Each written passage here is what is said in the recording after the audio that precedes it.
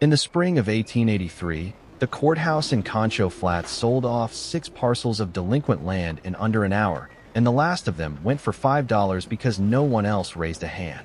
12 acres, 40 fruit trees, all of them gray and leafless, a farmhouse with a caved porch, and a creek bed that had not held water in longer than anyone in town could remember. The auctioneer called it the Voss Place, after the man who had planted it 30 years before and died in it without children. Elias Marrow bid $5 because $5 was what he had, and because no other man in the county wanted ground that looked, in the auctioneer's own words, already buried. Elias was 29 that year, quiet in the way men get when they have worked alone too long, and he walked the 12 acres the same afternoon with his wife Mara beside him and a red dog named Copper trotting ahead through the dead grass. The trees stood in 4 crooked rows, apple and peach both, trunks split gray, not one green bud among them. Mara said nothing for a long while. Then she said the land might still hold something under the dead look of it, and Elias said he supposed they would find out, because there was no money left to do anything but stay. They found the notebook in October, in the root cellar, wrapped twice in oilskin and set inside a lard tin behind a fallen shelf. 212 pages, most of them in a small, careful hand, dated across 11 years, and signed at the front, simply, Thaddeus Voss, his orchard book. The first entries were unremarkable. Rainfall counted in eighths of an inch, frost dates, a running tally of bushels. But by the 4th year the hand changed, grew more deliberate, and Thaddeus Voss began describing a method he said he had learned from an old mission gardener near the Rio Grande, a technique for keeping trees alive on ground that by rights should have killed them. He called it banking water. Unglazed clay pots, fired soft and porous, buried beside the roots and filled by hand. The water sweated slow through the clay walls into the soil around it instead of running off or drowning below reach. Above the rows, low earthen ridges cut along the contour of the land to catch what rain did fall and hold it long enough to sink in rather than run to the creek and be gone. Thaddeus had written it plainly. A tree does not need a flood. It needs to be reminded, a little, every few days, that the water has not forgotten it. Elias read the notebook through twice that winter by lamplight, and in March he began. He fired his own pots from red clay dug along the dry creek bank, using a kiln built from stacked stone and mud, and on the 17th of April he buried the first 40 of them, one beside each tree, 18 inches down and 3 feet out from the trunk, just as the notebook instructed. He filled them from the well and waited. By June, 9 of the 40 trees had died anyway, and Elias walked the rows with the notebook under his arm, trying to understand where he had gone wrong. He found the answer with his own hands. The first pots he'd buried were set too shallow, only 10 inches, above the reach of the deepest roots, and the spring frost had cracked 3 of them clean through before the ground ever warmed. He dug the survivors deeper, past the frost line, added a second firing at a higher heat so the clay held rather than split, and set the swales above the rows exactly as Thaddeus had drawn them in a rough sketch on page 104. Ridges of packed earth 8 inches high, spaced 20 feet apart along the slope, catching the first half-inch of any rain before it could run off toward the dry creek. That was the summer Cormac Dell first rode over from his cattle spread to the east, sat his horse at the fence line, and told Elias plainly that a man could not coax fruit out of a graveyard. Cormac had ranched the district for 18 years and buried 2 wells of his own, trying to grow anything but grass on it. He said the Voss place had killed better farmers than Elias Marrow, and rode off before Elias had finished answering him. 31 trees held through that first summer. By the second spring, 28 of them had put out new leaf, and Elias began replacing the pots he'd lost, refilling each one roughly every 9 days. Walking the rows with 2 buckets on a yoke across his shoulders, and Copper trailing behind him through rows that were, for the first time since the Voss man died, faintly green. Mara kept her own count in the margins of a ledger book of her own. Bushels, not rainfall, and by the 3rd autumn the orchard had produced its first crop worth carrying to market. 11 bushels of apples, 40 pounds of dried peaches, sold in Concho Flats for enough to buy 2 milk goats and new boots for them both. It was in that 3rd year, too, that the signs of what was coming began to show themselves, though nobody in the district read them for what they were. The creek that had not run in a decade stayed dry through a wet spring that ought to have filled it. The well at the Dell Ranch dropped 6 feet between March and June. Grasshoppers came heavier than usual, and old men at the feed store started saying the kind of things old men say before a hard stretch, about how the land was owed a reckoning and might collect it soon. The drought broke over the district in the 4th year and did not let go for 3 summers running. It was the driest stretch anyone in the county could put a number to, 11 inches of rain across all of 1887, less than half of what the land was owed in an ordinary year. The Dell well fell from 40 feet to 61. The dry creek, already dry, cracked into plates a man could lift whole in his hand.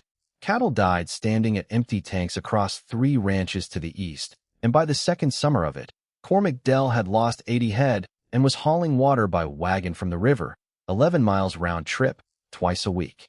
Elias lost trees too. 6 of them, the oldest and least reachable, at the far end of the 4th row, but the swales held what rain did come, and the pots, refilled now every 7 days instead of 9 because the ground drank faster in the heat, kept the rest alive on less water than Cormac was hauling for cattle that were dying anyway. It was not ease. Elias walked the rows at dawn and again at dusk with the yoke across his shoulders, and some weeks the well itself ran thin enough that he was rationing his own water to keep the pots fed, standing at the pump at midnight listening to it wheeze. The disaster came in September of the 3rd drought year, and it did not come as more dry, but as too much wet all at once. A storm built over the hill country on the 11th and stalled there, and in 6 hours it put down close to 4 inches of rain on ground that had forgotten how to take it. The dry creek filled first slow, then all at once, a wall of brown water moving faster than a horse could outrun it. And it was Cormac Dell's boy, 11 years old and out gathering the last of the herd along the creek bottom, who was caught on the wrong side when the water came up. Elias heard the boys shouting from the orchard and ran the creek bank with a coil of picket rope over his shoulder, Copper barking ahead of him the whole way. The boy had wedged himself into the fork of a fallen cottonwood with the water already at his knees and rising, and Elias waded into his own waist, looped the rope twice round the tree, and hauled the boy free not 40 seconds before the current would have had him. On the bank, soaked through and shaking, Cormac Dell said nothing at all, not thanks, not apology, only stood holding his son by both shoulders while the storm passed east. The same storm that nearly took the boy also put Elias's swales to their hardest test. Water came down the slope above the orchard faster than the earthen ridges were built to hold, and for close to an hour Elias worked in the rain with a shovel, cutting small spillways at the low end of each swale to let the excess bleed off sideways into the grass, instead of blowing the ridge out entirely and scouring the young trees below. 3 swales failed anyway. 37 held. By morning the orchard stood soaked and battered but standing, and the ground around every tree held water for the first time in 3 years. Not from the well, not from the buckets, but from rain the swales had finally been given enough of to catch. The disaster passed, and the drought did not end with it. 2 more dry years followed, harder in some ways because the county's hope had been raised and dashed. But the orchard held, and it was in the 2 summers after the flood that something in Cormac Dell began, slowly, to change. The first check-in came the spring after the flood, when Cormac rode past the orchard fence on his way to town and stopped his horse a long moment, looking at rows of green in a season when his own pasture had gone the color of ash. He said nothing to Elias. He only sat there a full minute, turned his horse, and rode on. The second came 2 years later, in a dry June, when Cormac's own peach saplings, 3 young trees he'd planted near his house for his wife, more out of hope than expectation, were dying in the heat despite daily watering from the wagon. He rode over at dusk, dismounted at the fence rather than staying mounted the way he always had before, and asked Elias, in a voice with none of its old certainty in it, how deep a man ought to bury a clay pot. Elias told him, 18 inches, past the frost line, filled every 7 days in the hard months. He did not charge for the advice, and he gave Cormac 4 pots from his own kiln without being asked twice. By then the boy Elias had pulled from the creek was 13, and had taken to riding over most Saturdays on his own, first out of some obligation his father never quite spoke aloud, and later because he wanted to. His name was Silas. He was not Elias and Mara's son. They had none, But he came to know the rows of that orchard better than his own family's pasture, and it was Silas who first asked, at 14, whether he might read the old notebook himself. Elias let him. Silas read it slower than Elias had, asking questions in the margins of a fresh notebook of his own that Mara had given him for the purpose, a habit Elias had never told him to start, but did not discourage either. By 16, Silas was firing his own pots at the same kiln, setting them at the same depth, and beginning, in his own hand, to keep his own count of rainfall and bushels the way the two men before him had. The years after that moved the way years do on a farm that has stopped fighting for its life and settled into living it, quietly and mostly alike. The drought broke fully in the 6th year. Copper died old in his sleep under the porch in the 7th, and Elias buried him at the end of the 2nd row without much ceremony. And within a season a stray pup that had wandered in off the Dell place, half-grown and yellow-eyed, had taken to sleeping in the same spot Copper used to. Mara named her Ash, for the color of the summer she'd arrived in. The orchard by then covered not 12 acres but 19, Elias having bought the adjoining scrap of Voss land at the same courthouse steps where he'd bought the first of it, this time for $11 rather than $5. 63 trees stood where 40 once had. Cormac Dell's own 3 peach trees had grown into 11, watered the same way, and Cormac had taken, without ever quite admitting it aloud to anyone, to telling other ranchers in town that a man ought not to judge ground by how it looked in a dead year. It was in the 9th year that a young couple named Halloran took the old peachtree, placed 2 miles south, sight unseen from an advertisement in a Fort Worth paper, and found on arrival that half their acreage was the same cracked red clay that had once been called the deadest ground in the county. Mrs. Halloran came to the Marrow place first, having heard talk in town of an orchard that had outlasted the worst drought anyone could remember, and she stood at the fence with the same look Mara had worn 19 years before, the look of someone deciding whether dead ground could still hold something under the look of it. Elias did not tell her much that first visit. He only walked her the rows, showed her trees planted in the drought years standing thick with fruit, and let her see for herself what 19 years of banked water looked like when it was finally allowed to add itself up. By the 11th year, Elias's hands had begun to slow the way hands do, and it was Silas, 23 now, married himself, farming 40 acres of his own 2 miles north on ground he'd bought with orchard money, who walked the rows most mornings, filling pots that Elias had first buried before Silas was born.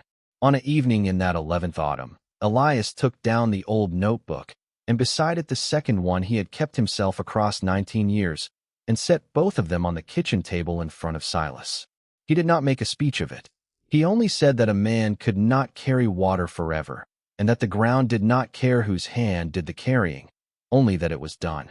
Silas took both books home that night, the original wrapped still in its oilskin, and Elias's beside it, and began, from that season on, to keep the third.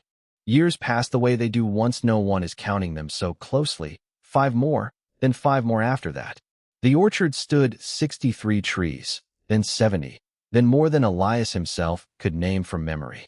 Cormac Dell died an old man still keeping his own small stand of peach trees behind the house, and it was Silas, not Elias, who stood at the funeral beside a man who had once told Elias's own younger self that fruit could not be coaxed from a graveyard. On a spring morning some 14 years after he had first buried a pot 18 inches into red clay soil under Elias's watching eye, Silas Whitcomb knelt at the edge of his own young orchard, on ground his father-in-law had once called dead, and wrote in the third notebook, the one that was entirely his own now, a line that echoed, without quite repeating, words a man named Thaddeus Voss had written half a century before and never lived to see proven twice over. "The desert does not forget the tree," he wrote. "It only waits to see who remembers first." He closed the book, set it beside the other 2 on the shelf above the kitchen table, and went out at dusk with 2 buckets on a yoke across his shoulders, to walk the rows the same way it had always been done.